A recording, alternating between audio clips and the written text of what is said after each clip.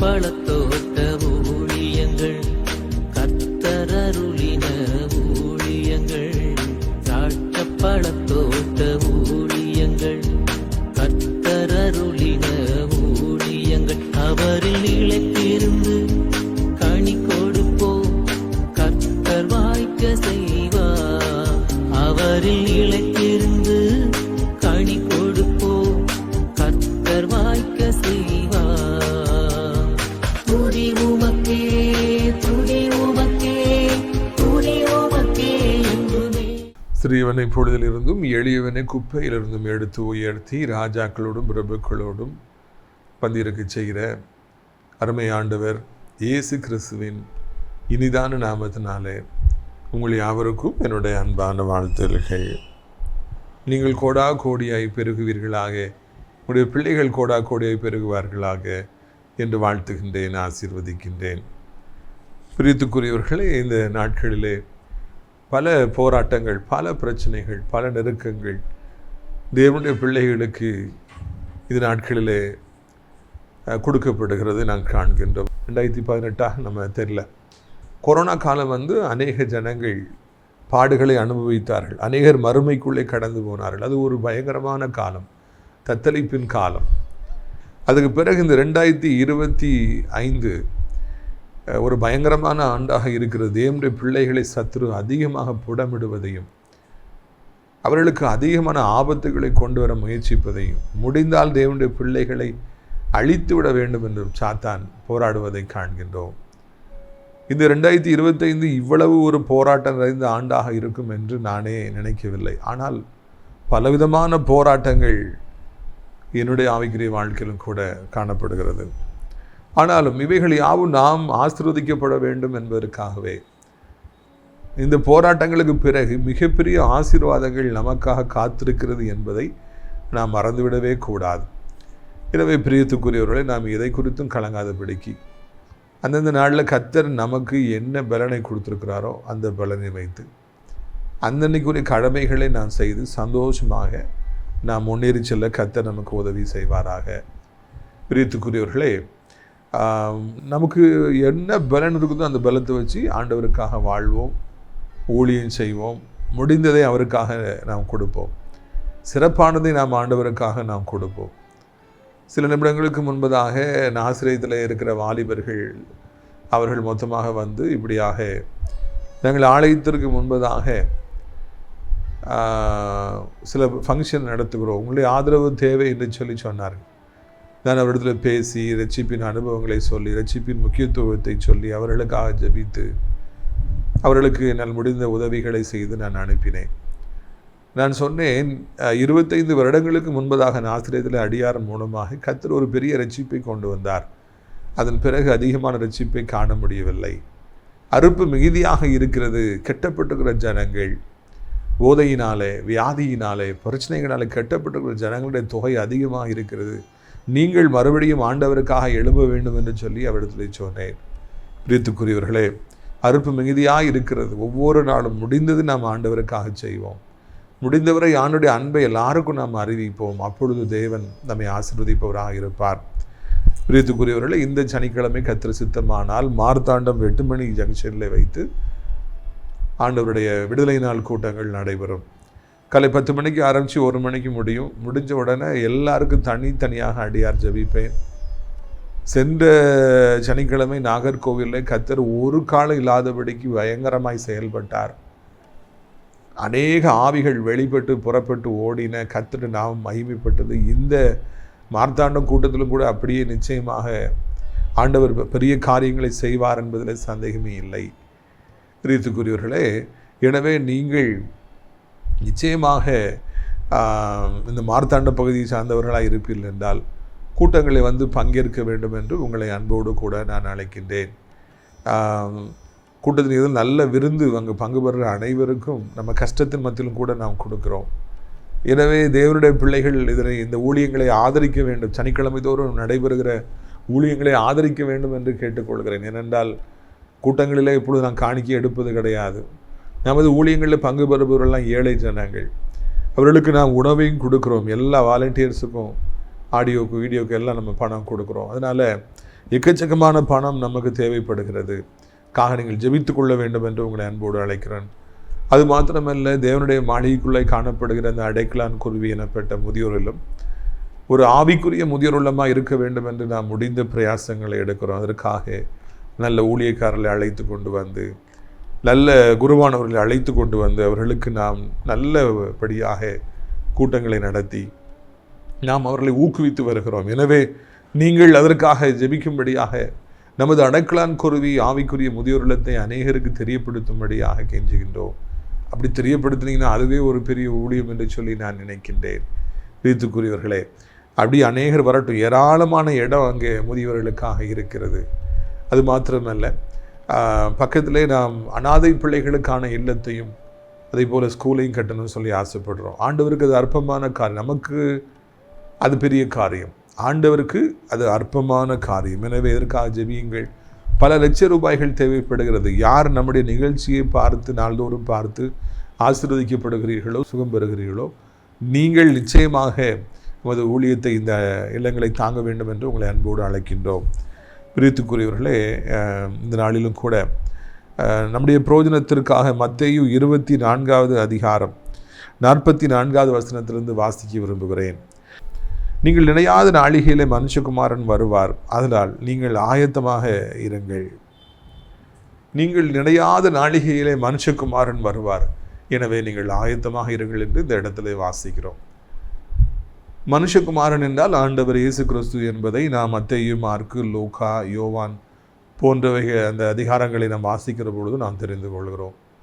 ஆண்டவர் அடிக்கடி மனுஷகுமாரன் வருவார் போவார், மனுஷகுமாரன் என்று தன்னைத்தானே குறிப்பிடுகின்றார். ஏனென்றால் ஆண்டவர் தெய்வகுமாரனாக இருந்தாலும் இன்னொரு பக்கம் அவர் மரியாளுடைய வயிற்றிலிருந்து பிறந்து வெளியே வந்தபடினாலே அவர் மனுஷகுமாரனாகவும் இருந்தார். நம்மை போல எல்லா உணர்வுகளும் அவருக்கு இருந்தது, நம்மை போல எல்லா பாடுகளும் அவருக்கு இருந்தது. அதன் மத்தியில் தான் அவர் பரிசுத்தமாக வாழ்ந்தார்.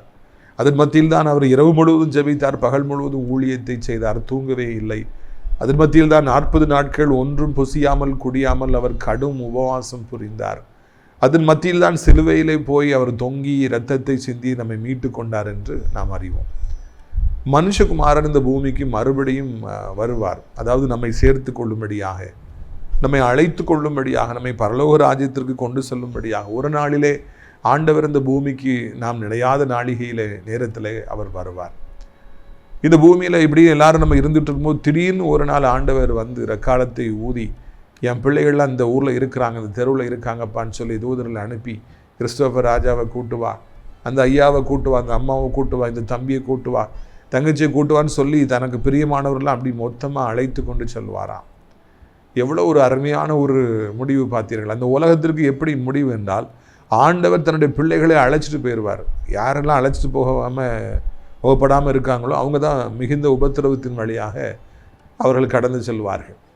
அதன் பிறகும் அவர்கள் ரட்சிக்கப்படுவதற்கு வாய்ப்புகள் கொடுக்கப்படும். ஆனால் அது ரொம்ப சிரமம். நாம் நினையாத நாளிகையில் அந்த சம்பவம் நடக்கும் என்று சொல்லி இந்த இடத்துல நாம் வாசிக்கிறோம். மனுஷகுமாரன் இந்த பூமிக்கு வருவார். இயேசு மறுபடியும் இந்த பூமிக்கு வருவார். 2000 வருஷங்களுக்கு முன்னால் வந்தார், பாடுபட்டார், மறித்தார், உயிர்த்தெழுந்தார், போயிட்டார். இனி மனுஷகுமாரன் மறுபடியும் வந்து எக்காலத்தை ஊதி நம்முடைய பிள்ளைகளாகி நம்மை அழைத்து கொண்டு செல்லுவார். இந்த நாளிகை எப்பொழுது வேண்டுமானாலும் வரலாம். நிறைய விவரம் தெரிந்த ஊழியக்காரர்கள் எல்லாம், தேவனுடைய பிள்ளைகள் எல்லாம் இரவு தூங்க போவதற்கு முன்பதாக அவர்கள் ஜெபிப்பார்களாம், அப்பா இந்த இரவு உம்முடைய வருகை இருக்கும் என்றால் என்னையும் எங்களுடைய குடும்பத்தையும் நீர் உம்மோடு கூட எடுத்துக்கொள்ளும் என்று சொல்லி ஜெபித்து விட்டு தான் அவர்கள் தூங்கத்திற்கு போவார்களாம். நாமும் கூட ஒவ்வொரு இரவும் நாம் தூங்க போகும்பொழுது, ஆண்டவரே உம்முடைய வருகை வரும் என்றால் எங்களை எல்லாரும் நீங்கள் எடுத்துக்கிடுங்கப்பா அப்படின்னு சொல்லி நாம் ஜெபித்து விட்டு போகணும். ஒரு நாள் ஆண்டவர் எக்காலத்தை ஊதும் போது தன்னுடைய பிள்ளைகளை சேர்க்கும்போது நம்மளை விட்டுட்டு போயிட்டாருன்னா அதை விட வேதனையான காரியம் எதுவுமே இருக்கவே முடியாது. அதுக்கு பிறகு எவ்வளவு நம்ம சத்தம் போட்டாலும் கதறினாலும் பிரயோஜனமே இருக்காது. நோவாவுடைய பேலை கிளம்புன பிறகு, மழை அதிகமாக வந்த பிறகு எல்லாரும் எங்களுக்கு கதவு தரங்க, எங்களையும் நீங்கள் சேர்த்துக்கிடுங்கன்னு சொல்லி எவ்வளோ சத்தம் போட்டிருப்பாங்க. ஆனால் ஒரு பிரயோஜனம் இல்லை. பேலை பயிற்சி இவங்கெல்லாம் அப்படியே மூழ்கி செத்து போயிட்டாங்க. அதே மாதிரி ஆண்டவர் எக்காலத்து ஊதி எல்லாரையும் தேவனுடைய பிள்ளைகளெல்லாம் தாம் பிள்ளைகளை கொண்டு போன பிறகு நம்ம அதில் கைவிடப்படுவோம் என்றால் அதை விட ஒரு பயங்கரமான நிலைமை இருக்கவே முடியாது. எனவே நாம் எப்பொழுதும் ஆயத்தமாக இருக்க வேண்டும். இந்த வசனத்தை மறுபடியும் வாசிக்கிறேன் பாருங்கள். உங்கள் ஆண்டவர் இன்ன நாளிகளில் வருவார் என்று நீங்கள் அறியாதிருக்கிறபடியினாலே விழித்திருங்கள். நம்முடைய ஆண்டவர் எப்போ வருவார்னு தெரியாது. அதான் முக்கியமான பாயிண்ட். இந்த வருஷம் இத்தனை மாதம் இத்தனாம் தேதியில் இத்தனை மணிக்கு வருவேன் அப்படின்னா எல்லாரும் மனம் திரும்பிடுவாங்க, எல்லாரும் ஜெபம் பண்ணுவாங்க, உபவாசம் பண்ணுவாங்க, கண்ணீர் விடுவாங்க, ஆண்டவர் கூட போயிடுவாங்க. அதனால் அது மறைக்கப்பட்டிருக்கிற காரியமாக ரகசியமாக இருக்கிறது. பிதா ஒருவரே அறிவார். தேவதூதர்களுக்கும் தெரியாது, குமாரனுக்கும் தெரியாது, பரிசுத்த ஆவியானவருக்கும் தெரியாது. பிதா ஒருவரே அதை அறிவார் என்று இந்த பைபிள் தெளிவாக நமக்கு சொல்லிக் கொடுக்கிறது. அதனால் இத்தனாம் தேதி ஆண்டவர் வருவார் யாரும் சொன்னார்னா நம்ம நம்பக்கூடாது, வஞ்சிக்கப்பட்டு விடக்கூடாது என்றும் பைபிள் அழகாக சொல்லிக் கொடுக்கிறது. இந்த நாளிலே கர்த்தர் நமக்கு காண்பிக்கிற வெளிச்சத்தை பாருங்கள். அப்படியாக மனுஷகுமாரன் என்னைக்கு வருவார்னு சொல்லி நமக்கு தெரியாதனால எப்பொழுதும் விழித்திருக்க வேண்டும் என்று ஒரு அருமையான ஒரு வார்த்தை நமக்கு கொடுக்கப்படுகிறது. நாளைக்கு வருவேனா, இன்னைக்கு வருவேனா, ஒரு மாதம் கழித்து வருவேனா தெரியாது, எப்பவுமே நீ விழித்திரு. இதனாலே இந்த சத்தியத்தை நாம் பார்க்கிற பொழுது ஒருவேளை இந்த உலகத்துக்கு மனுஷகுமாரன் மறுபடி வருவது போல, நம்மை அழைத்து கொண்டு செல்வது போல இந்த பூமியில் நான் வசிக்கிற காலங்களிலே எப்பொழுது ஆண்டவர் நம்மை ஆசீர்வதிப்பார் என்பதும் நமக்கு தெரியாது. யோசேப்பு எப்பொழுது ஆண்டவர் பார்வோனுடைய உள்ளத்தில் தன்னை குறித்து பேசி இந்த சிறைச்சாலையிலிருந்து தன்னை வெளியே அழைத்து கொண்டு செல்லுவார், எப்பொழுது எகிப்திற்கு தன்னை அதிபதியாக மாற்றுவார் என்பதை குறித்து யோசேப்புக்கு தெரியவே தெரியாது. அந்த நாள் எப்பொழுது வருமென்றே யோசேப்புக்கு தெரியாது.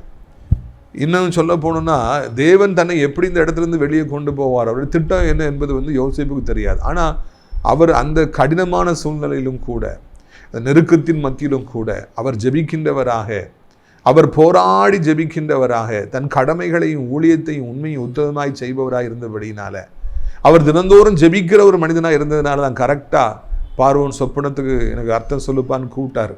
எதிர்பார்க்காத நாளிகை வந்தது. அந்த நேரத்தில் உடனே போய் ஒரு அர்த்தத்தை சொன்னார். அவர் ஆயத்தமாக இருந்தார். அது நிமித்தமாக எகிப்திற்கெல்லாம் அதிபதியாய் மாற்றப்பட்டார் என்று நாம் அறிய வருகிறோம். இதுதான் அனைத்து தேவனுடைய பிள்ளைகளுக்கும் நியமிக்கப்பட்டிருக்கிறது. நீங்கள் படித்து முடிச்சிருக்கலாம், எப்போ உங்களுக்கு வேலை கிடைக்குன்னு சொல்லி உங்களுக்கு தெரியவே தெரியாது. ஏன்னா வேலையை கொடுப்பவர் ஆண்டவர். திருமணமாகி பல வருடங்களாக குழந்தை இல்லாமல் இருக்கலாம், உங்களுக்கு எப்போ குழந்தையை கர்த்தர் கொடுப்பார், எந்த மாதம் கொடுப்பார், அது உங்களுக்கு தெரியாது, அது மறைக்கப்பட்டிருக்கிறது. ஆனால் ஆண்டவருக்கு தெரியும். ஊழியக்காரர்களே, ஊழியம் செய்வார் தேவனுடைய பிள்ளைகளை, உங்களை ஊழியத்தில் எப்போ உயர்த்துவார் என்பது உங்களுக்கு தெரியாது. ஆனால் ஆண்டவருக்கு தெரியும். ஒரு நாளிகை அவர் வைத்திருக்கிறார், ஒரு நாளை வைத்திருக்கிறார். இதே போல் பிஸ்னஸ் இன்னைக்கு நிறைய போட்டி நிறைஞ்சி இருக்குது. அநேக பிஸ்னஸ் விழுது, அநேக பிஸ்னஸ் எழும்புது, ஸ்ட்ரகிள் ஆகுது, பயங்கரமான போராட்டங்கள்லாம் பிஸ்னஸில் இருக்குது. ஆனால் தேவன் நம்மை ஒரு நாளிலே பிஸ்னஸில் உயர்த்தணும்னு சொல்லி அவர் நினைக்கிற பொழுது, அந்த நேரம் வருகிற பொழுது அது மிகவும் ஆசீர்வாதமாக இருக்கும். எப்பொழுது வேண்டுமென்றாலும் ஆண்டவர் நம்மை இந்த உலகப்புறமான வாழ்க்கையிலே உயர்த்துவார், நிச்சயமாய் உயர்த்துவார். மனுஷகுமார் நிச்சயமாக இந்த பூமிக்கு வருவார். அதே போல அனைத்து தேவனுடைய பிள்ளைகளும் ஒன்றை அறிந்து கொள்ளுங்கள், இந்த உலக வாழ்க்கையிலே ஒரு நாளிலே நிச்சயமாய் தேவன் உங்களை உயர்த்துவார், உங்களை ஆசீர்வதிப்பார். இது என்னுடைய பிள்ளை என்று சொல்லி எல்லாருக்கும் அவர் காண்பிப்பார். என்னுடைய உண்மை உத்தமமான ஊழியக்காரன், இவா என்னுடைய உண்மை உத்தமமான பிள்ளை, நான் என் பிள்ளையை உயர்த்தியிருக்கிறேன், ஆசீர்வதித்திருக்கிறேன்னு சொல்லி எல்லாருக்கும் ஆண்டவர் காண்பிப்பார். இது நீங்கள் மறந்துவிடக்கூடாது என்று உங்களை அன்போடு கூட நான் அழைக்கின்றேன். பிரித்துக்குரியவர்களே, இதுதான் இந்த நாளிலே நீங்கள் தெரிய வேண்டிய காரியம். தேவனை தேடுகிறவர்கள் உண்டென்றும் தம்மை தேடுகிறவர்களுக்கு தகுந்த பலனை அவர் அளிக்கிறார் என்று விசுவாசிக்க வேண்டும்.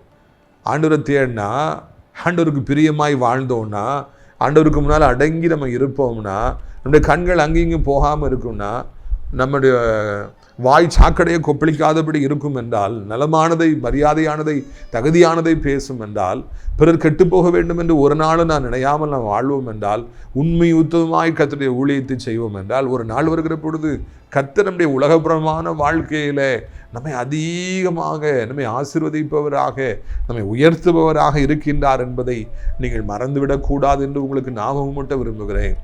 எப்பொழுது வேண்டுமென்றாலும் மனுஷகுமாரன் வருவார், மணவாளன் வருவார். அதே போல உங்களுடைய உலகப்புறமான வாழ்க்கையிலும் கூட எப்பொழுது வேண்டுமென்றாலும் தேவன் உங்களை ஆசீர்வதிப்பார், அவர் உங்களை உயர்த்துவார். நீங்கள் நினைத்து பார்க்க முடியாத காரியங்களை உங்களுடைய வாழ்க்கையில செய்வார். அதுதான் தேவனுடைய திருச்சித்தமாக இருக்கிறது. என்னை நோக்கி கூப்பிடு, இயேசுவை நோக்கி கூப்பிடு, அப்பொழுது நான் உனக்கு இயேசு உத்தரவு கொடுத்து உனக்கு அறியாததும் எட்டாததுமான பெரிய காரியங்களை அறிவிப்பேன் என்று நம்முடைய ஆண்டவர் சொல்லியிருக்கிறார். நாம் எப்போனாலும் ஆண்டவரை கூப்பிட்டுக்கிட்டே இருப்போம், இயேசுவே இயேசுவேன்னு சொல்லிகிட்டே இருப்போம். இன்னைக்கு பதில் இல்லாமல் இருக்கலாம், நேற்று பதில் இல்லாமல் இருந்திருக்கலாம், ஒருவேளை இன்றைக்கு ராத்திரியில் ஆண்டவருடைய பதில் இருக்கலாம் அல்லவா? இல்லை நாளைக்கு ஆண்டவர் பதில் கொடுக்கலாம் அல்லவா, நமக்கு தெரியாது. எப்பொழுது தேவன் நம்முடைய சத்தத்தை கேட்பார், எப்பொழுது சத்தத்திற்கு பதில் கொடுப்பார்னு நமக்கு தெரியாது. சத்தத்தை கேட்டுட்டு தான் இருக்காரு. ஆனால் அதற்குரிய பலனை, அதற்குரிய உபகாரத்தை அவர் எப்பொழுது தருவார் என்று நமக்கு தெரியாது. அவர் தருகிற பொழுது நாம் ஆயத்தமாக இருக்க வேண்டும் என்பதுதான் இந்த நாளிலே கர்த்தர் நம்மிடத்தில் பேசுகின்ற காரியமாக இருக்கிறது. நாம் எப்பொழுதும் ஆயத்தமாக இருக்கிறது நல்லது. எப்பொழுது நம்முடைய வாழ்க்கையில ஆசீர்வாதங்கள் வருமோ, ஆண்டவருடைய நாளிகை வருகிறது, அப்பொழுது நாம் தூங்கி விடாதபடிக்கு, நாம் ஆயத்தமில்லாமல் போய் அதை இழந்து விடாதபடிக்கு நாம் எச்சரிப்பாக இருக்க வேண்டும் என்று சொல்லி ஆண்டவர் நம்மை அழைக்கின்றார். பிரியத்துக்குரியவர்களை, எப்பொழுதும் நம்ம ஜெபிப்போம், எப்பொழுதும் நாம் பைபிளை வாசிப்போம், எப்பொழுதும் நாம் ஊழியத்திற்காக நம்மை அர்ப்பணிப்போம். அவருடைய வேலை நினைக்கிற நேரத்தில் வராது, நினைக்காத நேரத்தில் தான் கர்த்தர் நம்மை ஆசீர்வதிப்பார். நினையாத நபர்கள் மூலமாக தான் நான் ரட்சிப்பை கொண்டு வருவார் என்பதை நாம் மறந்து போகவே கூடாது. பாருங்கள் என்ன நடக்கிறது பாருங்கள். 45வது வசனம். ஏற்ற வேளையிலே தன் வேலைக்காரருக்கு போஜனம் கொடுத்து அவர்களை விசாரிக்கும்படி எஜமான் வைத்த உண்மையும் விவேகமுள்ள ஊழியக்காரன் யாவன். எஜமான் வரும் பொழுது அப்படி செய்கிறவனாய் காணப்படுற ஊழியக்காரன் பாக்கியவான். தன் ஆஸ்திகள் எல்லாவற்றின் மேலாக அவனை விசாரணைக்காரனாக வைப்பான் என்று மெய்யாகவே உங்களுக்கு சொல்லுகிறேன். தான் வேலைக்காரர் எல்லாருக்கும் போஜனம் கொடுக்கும்படியா, சம்பளம் கொடுக்கும்படியா எஜமானே வெளியூருக்கு போகும்போது விசாரணைக்காரனாக ஒருவனை வைக்கின்றார். அதுக்கப்புறம் எஜமானம் பெயர்றான். எஜமானம் போன உடனே இந்த வேலைக்காரருக்கு விசாரணைக்காரனாக இருக்கிறவன் தான் எஜமான் மாதிரி அந்த பொறுப்பில், அந்த பொசிஷனில் இருந்து எல்லாருக்கும் போஜனம் சரியான நேரத்தில் கொடுத்து, விசாரித்து, அன்பாய் பேசி, அவர்களுக்கு உரிய அந்த சம்பளங்களை கொடுத்து, அவர்களுக்குரிய வசதிகளை செய்து கொடுத்து, அவர்களை பாதுகாக்குவது அவனுடைய கடமையாக இருக்கிறது. இப்பொழுது நமது அடைக்கலான்குரிய முதியோரிடத்தில் திடீர்னு தண்ணீர் வராது, திடீர்னு ஏதாவது பைப்பு உடஞ்சிரும், உடனே ஃபோன் பண்ணுவாங்க, பாஸ்டர் தண்ணி வர மாட்டேங்குது, பாஸ்டர் கரண்ட் போயிருக்குது. அப்போது உடனே அதை செய்து கொடுக்க வேண்டியது என்னுடைய கடமையாக இருக்கிறது. ஆக்சுவலாக இந்த அடைக்கலான்குரிய முதியோரிடத்துக்கு நான் உரிமையாளர் கிடையாது, ஆண்டவர் இயேசு தான் உரிமையாளர். ஆனால் அந்த பொறுப்பை இப்போ என்கிட்ட கொடுத்துருக்கிறாரு. அதை உடனே நான் சரி செய்யணும். அவங்களுக்கு நல்ல சாப்பாடு ஒழுங்காக இருக்குதா அதை நான் கவனிச்சிக்கிட்டே இருப்பேன். ஏன்னா அங்கே இருக்கவங்களுக்கு ஒரு நேரம் கூட சாப்பாடு இல்லையே, ரேராயிட்டேன்னு சொல்லிடக்கூடாதுன்னு கரெக்டான டைமுக்கு அதை ஒழுங்காக கொடுக்குறாங்களான்னு நான் பார்ப்பேன். இதைத்தான் ஆண்டவர் சொல்கிறார். உங்களை நம்பி நிறைய ஜனங்களை கர்த்தர் கொடுப்பார். இல்லைன்னா உங்களை நம்பி ஒரு சிலரை கொடுப்பார், இல்லை உங்களை நம்பி உங்கள் குடும்பத்தாரை கொடுப்பார், சில நண்பர்களை கொடுப்பார். அவர்களுக்கு உரிய நேரத்தில் சாப்பாடு கிடைக்கிறதா என்பதையெல்லாம் நீங்கள் கவனித்து அவர்களுக்கு அதெல்லாம் ஒழுங்காக கிடைக்குதாங்கிறதுல கவனமாக இருந்து சரியானபடிக்கு உங்கள் பொறுப்புகளை நிறைவேற்ற வேண்டும். ஆடு வளர்க்குறீங்களா, மாடு வளர்க்குறீங்களா, அதுக்கு நல்லா தண்ணி பாய்க்கிறீங்களா, அது சாப்பாடு கொடுக்குறீங்களா, அதை ஒழுங்காக பார்க்கணும். நாய் வளர்க்குறீங்களா, அது ஒழுங்காக சாப்பிடுதா, அதுக்கு எதுவும் பிரச்சனை இருக்குதான்னு சொல்லி பார்க்கணும். சரியா இல்லைன்னா ஹாஸ்பிட்டலுக்கு கூப்பிட்டு போகணும். இப்படியாக தேவன் நமக்கு என்ன பொறுப்புகளை கொடுத்துருக்கிறாரோ, நம்மை நம்பி என்ன காரியங்களை கொடுத்துருக்கிறாரோ அதை நாம் ஒழுங்காக செய்யும்படியாக நாம் அழைக்கப்படுகிறோம். பிரியத்துக்குரியவர்களே, இந்த காரியத்தை நம்மிடத்தில் கவனிக்கிற தெய்வமாக, அதை எதிர்பார்க்கிறவராக இருக்கிறார். நம்ம நம்பி யாரெல்லாம் ஆண்டவர் நம்ம கையில் கொடுக்குறாரோ அவங்கள உண்மை உத்தமாக பார்த்துக்கணும். சபையில் நம்ம இருக்கிறோம், பாஸ்டராக இருக்கோம்னா வர மக்களுக்காக ஒழுங்காக ஜெபிக்கணும், ஆவிக்குரிய நண்பர்களுக்காக ஒழுங்காக ஜெபிக்கணும், வியாதிப்பட்டிருக்கிறவனுக்காக ஒழுங்காக ஜெபிக்கணும், பார்க்கும்பொழுது விசாரிக்கணும். நம்முடைய ஊழியத்தை சார்ந்தவர்கள், ஆவிக்குரிய தோழர்களாக இருப்பவர்களுக்கு ஏதாவது ஒரு பிரச்சனைன்னா அவங்ககிட்ட போகணும், என்னன்னு சொல்லி விசாரிக்கணும், அவர்களுக்கு முடிந்த உதவிகளை செய்யணும், அவர்களை தாங்கணும். நம்மகிட்ட கர்த்தர் பணங்களை கொடுத்துருப்பார் என்றால் அதை யாருக்கு தேவையோ அதை கொடுக்கணும். கவலைப்படாதீங்கன்னு சொல்லணும். ஒன்றும் கொடுக்க முடியலைன்னா ஆறுதலான வார்த்தைகளையாவது நம்ம சொல்லணும். இதுவெல்லாம் நமக்கு அவசியமாக இருக்கிறது என்பதை நாம் மறந்துவிடக்கூடாது என்று கர்த்தர் இந்த நாளில் ஞாபகப்படுத்துகிறார். நம்ம அப்படி பிறருக்காக பல காரியங்களை செய்யும் பொழுது ஒரு நாள் ஆண்டு திடீர்னு வாரார், நம்ம அப்படி எல்லாரும் ஹெல்ப் பண்ணிக்கிட்டு இருக்கிறோம். அப்போ ஆண்டவர் பார்த்துட்டு உண்மை உத்தமமான ஊழியக்காரனே, அவர் என்ன அழகா சொல்றாரு பார்த்தீங்களா, அதன் ஆஸ்திகள் எல்லாவற்று மேலும் அவனை விசாரணைக்காரனாக வைப்பான். நீ எவ்வளோ நல்லா பண்ணியிருக்கிறப்பா, ஆண்டவருக்கு ஒரே சந்தோஷம். இந்த வீடுக்கு இந்த இவ்வளோ வேலைக்காரங்களுக்கு உன்னை பொறுப்பாக வச்சே நீ நல்லா செஞ்சிருக்கிறா, என் ஆஸ்திகள் எல்லாவற்றுக்கும் உன்னை நான் விசாரணைக்காரனாக வைப்பேன். ப்ரமோஷன் கொடுக்குறார். எதிர்பார்க்காத நேரத்தில் வந்து பார்க்கும்போது அவர் அன்றைக்கி நல்ல சாப்பாடு போட்டிருக்காரு, பிரியாணி போட்டிருக்கிறாரு, சிக்கன் 65 வச்சுருக்காரு, வெங்காய பச்சடி வச்சுருக்காரு, ஊறுகாய் வச்சுருக்காரு, ஐஸ்கிரீம் வச்சுருக்காரு, லட்டு வச்சுருக்காரு. எல்லாம் பார்த்தோன்னே எப்பா பரவாயில்லையப்பா, நான் திடீர்னு வந்திருக்கிறேன், வந்த அன்னைக்கு இவ்வளோ நல்ல சாப்பாடு வச்சுருக்கிறிய அப்படின்னு சொல்லிட்டு அவர் உடனடியாக அங்கே நீ எல்லாத்துக்கும், நீ ஆஸ்திகள் எல்லாத்துக்கும் நீ விசாரணைக்காரனாக இருக்கணும். For all my properties you are going to be in charge, I give you the authority அப்படின்னு சொல்லி சொல்கிறார். இந்த கொஞ்சம் கொஞ்சமாக நம்ம ஆண்டு தரதில் உண்மையாக இருக்கும்போது நிறைய காரியங்களுக்கு நம்மை ஆண்டவர் அதிகாரியாகி வைக்கிறவராக இருக்கின்றார். நான் சொல்கிறேன்ல, ரொம்ப வருஷமாக வீட்டு முன்னால் ஒரு குடிசையை போட்டுட்டு ஊழியம் செய்வேன். 5-6 பேர் தான் வருவாங்க. சத்தம் போட்டு கத்தி நான் மெசேஜ் கொடுப்பேன். அப்போ நான் காலேஜுக்கெலாம் போயிட்டு வேலை பார்த்துட்டு சாயந்தரம் அப்போ பாட்டு படிக்கிறதுக்கு ஆள் இருக்காது, நானே பாட்டு படிக்கணும். கொட்டை அடிக்கிறதுக்கு ஆள் இருக்காது, நானே கொட்டை அடிப்பேன். ஒர்ஷிப் எடுக்கிறதுக்கு ஆளாக இருக்காது, நானே ஒர்ஷிப் எடுப்பேன். மைக்கெலாம் கிடையாது. அதுக்கு பிறகு நான் தான் 1 மணி நேரம் மெசேஜ் கொடுப்பேன். 7:30 கூட்டம் ஆரம்பிச்சுன்னா 9 மணி வரைக்கும் நான் தான் சத்தம் போட்டு பாடி ஆராதனை செய்து செய்தி கொடுக்கணும். கொஞ்சம் வீட்டுக்குள்ளே அம்மா அக்கா மாதிரிலாம் உட்காந்துருப்பாங்க. அப்போ அம்மா சொல்லுவாங்க, நீ கொடுக்குற மெசேஜ் சத்தமாகவே இல்லை, இன்னும் சத்தமாக கொடுப்பா அப்படிம்பாங்க. நானே காலையிலேருந்து ஓடி களைத்து காலேஜுக்கெலாம் போயிட்டு வந்துட்டு சாயந்தரம் ஜெபித்து ஆயத்தமாகி வந்துட்டு செய்தி கொடுக்கணும், பாட்டு பாடணும், ஒர்ஷிப் எடுக்கணும். அம்மா சொல்லுவாங்க, இன்னும் சத்தமாகவே நீ பேச மாட்டேங்க, இன்னும் சத்தமாக மெசேஜ் கொடு அப்படிம்பாங்க. விரைத்துக்குரிய இருப்பினும் நான் முடிந்த அளவுக்கு நான் சத்தமாக பேசி அந்த 5-6 பேர்களுக்கு நான் உண்மை உத்தமாக ஊழியம் செஞ்சதுனால தான் இன்றைக்கு ஆண்டவர் என்னை உயர்த்தி அவர் அழகு பார்க்கிறார். நிறைய இடங்களுக்கு போய் செய்தி கொடுக்க வைக்கிறார். மிக அழகாக நேர்த்தியாக கர்த்தருடைய வார்த்தைகளை பிட்டு கொடுக்க ஆண்டவர் இன்றைக்கு கற்றுக் கொடுத்திருக்கிறார். என் வாயிலுள்ள கட்டுகளை கர்த்தர் அறுத்து போட்டிருக்கிறார். இந்த செய்திகளின் மூலமாக அநேகர் ஆசீர்வதிக்கப்படும்படியாக உதவி செய்திருக்கிறார். காரணம், அந்த 5-6 பேர்களுக்கு பல வருடமாக 15 வருடமாக நான் ஊழியம் செய்தபடியினாலே கர்த்தர் அதை பார்த்து இன்றைக்கு ஆசீர்வதித்திருக்கிறார். நீங்களும் கூட ஆண்டவர் தருகிற பணிகளை உண்மையாய் செய்யுங்கள். ஆண்டவர் தருகிற ஊழியங்களை உண்மையாய் செய்யுங்கள். ஆண்டவர் தருகிற பிஸ்னஸை உண்மை உத்தவமாக சந்தோஷமாக செய்யுங்க. கொஞ்சம் சம்பளம் இருந்தாலும் அந்த வேலையில் நீங்கள் உண்மை உத்தவமாக இருங்க. கொஞ்சம் லாபம் தான் கிடைச்சாலும் பிஸ்னஸை ஒழுங்காக நீங்கள் பண்ணிக்கிட்டே இருங்க. திடீர்னு ஒரு நாள் வரும், உங்களை ஆண்டவர் கணக்கில்லாதபடிக்கு ஆசீர்வதிப்பார். உங்கள் பிஸ்னஸை வானபரியந்தம் ஆண்டவரை உயர்த்துவார் என்பதில் சந்தேகம் கிடையவே கிடையாது. ஆனாலும் கூட நன்றாக தெரிந்து கொள்ளுங்கள், கர்த்தர் எப்பொழுது என்னை ஆசீர்வதிப்பார், உயர்த்துவார், எப்பொழுது உங்களை ஆசீர்வதிப்பார், உயர்த்துவார் என்பது நேரம் உங்களுக்கு தெரியவே தெரியாது. எப்போ கர்த்தருடைய வேலை வரும் தெரியாது. ஒரு சிலர் 2-3 மாதத்திலே உயர்த்தி இருப்பார் கர்த்தருடைய பிள்ளைகளை. அவங்க கூட ஆலயத்துக்கு 2-3 மாதம் தான் வந்திருப்பாங்க. ஆனால் அவங்கள பெரிய அளவில் ஆசீர்வதிச்சிருப்பார். ஒரு சிலர் 2-3 வருஷம் கழிச்சு ஆண்டவர் உயர்த்தி இருப்பார். என்ன இவங்கள 2-3 மாதத்துலேயே உயர்த்திட்டார், இவங்களுக்கு 3 வருஷம் கழிச்சு தான் உயர்வு வந்துருக்கு. ஒரு சிலருக்கு 10 வருஷம் ஆகலாம், ஒரு சிலருக்கு 20 வருஷம் ஆகலாம். எப்பொழுது யாரை எந்த வயதிலே ஆசீர்வதிப்பார், ஆண்டவர் உயர்த்துவார், அவருடைய வேலை எப்பொழுது வரும் என்று யாராலும் சொல்ல முடியாது. அது ஆண்டவருக்கு மாத்திரம்தான் தெரியும். ஆனால் நிச்சயமாக ஆண்டவர் ஆசீர்வதிப்பார். வியாதியை எடுத்துக்கொண்டு பல மருத்துவமனைகளுக்கு ஓடி திரிகிற சகோதரி, எப்பொழுது இந்த வியாதி என்னை விட்டு நீங்கும், என் பிள்ளையை விட்டு நீங்கும், என் தாயை விட்டு நீங்கும் துடித்து கொண்டிருக்கலாம். திடீர்னு பார்த்தா ஒரு நாள் அந்த வியாதி இருக்கவே இருக்காது. கர்த்தர் அற்புதமானபடிக்கு சுகத்தை கொடுத்துருப்பார். இந்த வியாதினால எவ்வளோ கஷ்டப்பட்டோம் யோசித்து பார்த்தா அப்படி ஒரு வியாதி நமக்கு இருந்ததுன்னே நமக்கு ஞாபகம் இருக்காது. கடன் பாரங்கள் இன்னைக்கு ரொம்ப நீங்கள் சிக்கி தவிக்கலாம். வட்டிக்காரர்கள் உங்களை கேவலமாக பேசலாம், தற்கொலை செய்து கொள்ளலாமாங்கிற அளவிற்கு பல விதமான நெருக்கங்களும் பிரச்சனைகளும் போராட்டங்களும் உங்களுக்கு இருக்கலாம். ஆனால் ஒரு நிமிடத்தில் ஆண்டவர் அந்த பிரச்சனைகள்லாம் இல்லாமல் போகும்படியாக அவர் செய்வார். கடன் பாரமே இருக்காது. அவர் உங்களுடைய ஏராளமான ஆசீர்வாதங்களை கொடுத்து உடைய பாத்திரங்களை நிரம்பி வழியும்படியாக செய்வார். போதுங்கிற அளவுக்கு ஆண்டவர் உங்களுக்கு கொடுப்பார். நீங்கள் வேண்டாம் என்று சொல்லி சொன்னாலும் தேவன் உங்களுக்கு கொடுத்து கொண்டே இருப்பார். ஆசீர்வாதங்கள் உங்களை தேடி வந்து கொண்டே இருக்கும். அப்படிப்பட்ட நாட்களும் வரும். பணத்தை தேடி அலைந்து கிடைக்கவில்லை என்று வருத்தத்தோடு இருக்கிற ஐயா, நான் உங்களுக்கு சொல்லுகிறேன், நீங்கள் போதும் என்றாலும் ஆண்டவர் விட மாட்டார், உங்களுக்கு கொடுத்துக்கிட்டே இருப்பார். அந்த நல்ல செய்தியை தான் இந்த நாளிலே உங்களுக்கு நான் அறிவிக்கும்படியாக விரும்புகிறேன். பிரியத்துக்குரியவர்களே, இந்த அருமையான நாளிலும் கூட கர்த்தர் என்னோடு உங்களோடு பேசுகின்றவராக இருக்கிறார். அந்த எஜமான ஒரு நாள் திடீர்னு விசிட் பண்ணார். அப்போ அந்த வேலைக்காரன் உண்மை உத்தமமாக இருந்தான், அவனுக்கு கொடுத்த பொறுப்பை ஒழுங்காக செஞ்சிருந்தான். அதனால எல்லா ப்ராப்பர்ட்டிக்கும் நீந்தாப்பா இன்சார்ஜ்னு சொல்லி சொன்னார்.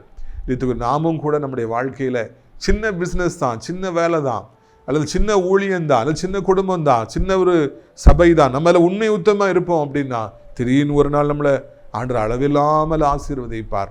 இந்த பூமியில் தேவனுடைய பிள்ளைகளை கர்த்தர் ஆசீர்வதிக்காமல் வேறு யாரை ஆண்டவர் ஆசீர்வதிப்பார் சொல்லுங்க? கர்த்தருடைய பிள்ளை நீங்கள் உங்களை ஆசீர்வதிக்காமல் அவர் யாரை ஆசீர்வதிப்பார்?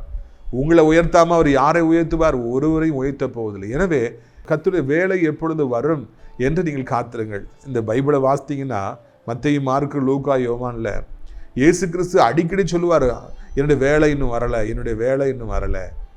அந்த வேலைக்காக அந்த அப்பாயிண்டட் டைமுக்காக ஆண்டவருக்கு காத்திருந்தார். God's appointed time will come. உங்களுக்குன்னு ஒரு நேரத்தை குறிச்சிருப்பார் இல்லையா? அந்த நேரம் திடீர்னு வரும். அப்பொழுது ஆண்டவருடைய வேலை வரும்பொழுது பரவசமாக இருக்கும். அந்த அன்னாளுக்கு அந்த கர்த்தருடைய வேலை வந்தபொழுது அவ்வளோ பரவசமாக இருந்திருக்கும். யோசேப்பை அப்படியே அரண்மனைக்குள்ளே கொண்டு போய் நீ தான்ப்பா இன்சார்ஜி, இந்த செயினை போட்டுக்க, இந்த என் சேரட்டில் நீ போ, இந்த ரதத்தில் ஏறுன்னு சொல்லி அப்படி ராஜா உயர்த்த பொழுது அந்த யோசேப்புக்கு பயங்கரமாக இருந்திருக்கும். தாவீது கர்த்தர் சொன்னபடி சமஸ்த இஸ்ரவேலுக்கு ராஜாவாக உயர்த்தப்பட்ட பொழுது அவ்வளவு சுகமாக இருந்திருக்கும், அவ்வளவு ஆச்சரியமாக இருந்திருக்கும். அந்த பெரும்பாடு உள்ள ஸ்திரீக்கு அந்த பெரும்பாடு நின்று போன பொழுது, சுகம் கிடைத்த பொழுது ஐயோ என்று அவள் சந்தோஷப்பட்டிருப்பாள் அல்லவா? எத்தனை பேர்களுக்கு ஆண்டு சந்தோஷத்தை கொடுத்தார், உங்களுக்கு கொடுக்க மாட்டாரா? அப்படிப்பட்ட மேன்மையான அனுபவத்தை, பரவசமான அனுபவத்தை கர்த்தர் உங்களுக்கு தரமாட்டாரா? நிச்சயமாய் தருவார். எல்லோருடைய வாழ்க்கையில் ஒரு காலம் உண்டு, உங்களையும் உயர்த்துவதற்கு ஒரு காலம் உண்டு. ஆண்டவர் உங்களையும் நிச்சயமாக ஆசீர்வதிப்பார். அப்படி இல்லை என்றால் இந்த பைபிள் பொய்யாகி போய்விடும். நினையாத நாளில மனுஷகுமாரன் வருவது போல நினையாத நாளில உங்களை அவர் ஆசீர்வதிப்பார் என்பதை மறந்துடாதீங்க. சோர்ந்து போயிடாதீங்க. சர்ச்சுக்கு போய் என்னத்தை கண்டேன், ஜோமணி என்னத்தை கண்டேன், கொடுத்து என்னத்தை கண்டேன், ஒரு காலம் அப்படி சொல்லாதீங்க. உங்களை இன்னைக்கு தான் ஆண்டு ஆசீர்வதிக்கணும்னு ஒரு காத்திருப்பார். நீங்கள் இன்னைக்கு பார்த்து ஜோம்னாம் போயிட்டீங்கன்னா அவர் வருத்தத்தோடு போயிடுவார். நீங்கள் மறந்துடாதீங்க. ஜெபியுங்கள், நிலைத்திருங்கள், எதிர்பாருங்கள், வெற்றி பெறுவீர்கள். உங்களுடைய ஆசீர்வாதத்திற்காக நான் ஜெபிக்கும்படியாக விரும்புகிறேன். கண்களை மூடுவீர்களா? அப்பா பிதாவே, என்னுடைய வார்த்தைகளை கேட்பதும் ஆண்டவர் என்னுடைய வார்த்தையின்படியே ஆண்டவர் நான் வாழ்வதும் எவ்வளவு இன்பமாக இருக்கிறது, எவ்வளவு ஏற்றதாக இருக்கிறது. நினையாத நாளிகையில் நீங்கள் எங்களை வருவீங்க, எங்களை ஆசீர்வதிப்பீங்க என்று சொல்லி ஆண்டவர் இந்த நாளிலே ஒரு அருமையான சத்தியத்தை நாங்கள் கேட்டோம். அதற்காக நமக்கு நன்றி செலுத்துகிறோம். நிச்சயமாக ஒரு முடிவு உண்டு.